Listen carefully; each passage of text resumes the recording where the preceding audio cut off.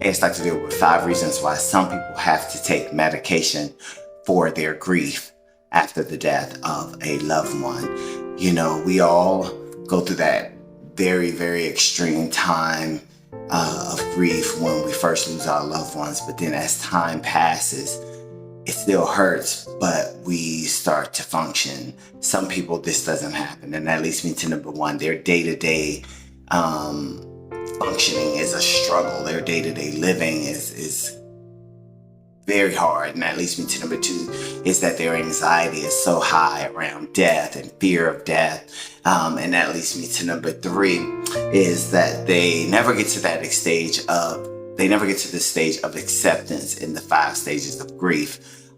For them, this thing is just destroyed their lives forever and ever. And for all of us, we feel that way, but we still kind of function.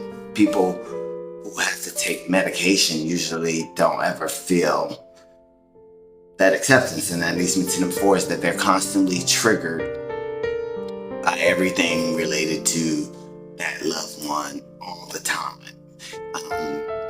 Again, this is more than what we normally would be triggered by. And that leads me to number five, it's just their functioning all around is impacted by the grief. And by no means is this judgment. This is just some people never get to that acceptance stage, and they're never able to just try to go to work, try to get back on track. It's just too hard for them.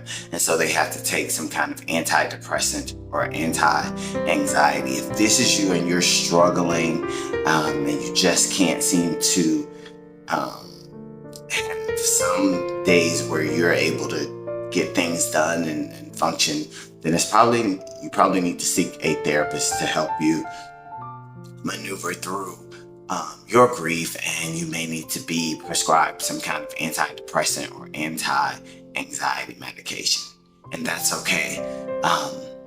Praying for everybody who's lost anybody.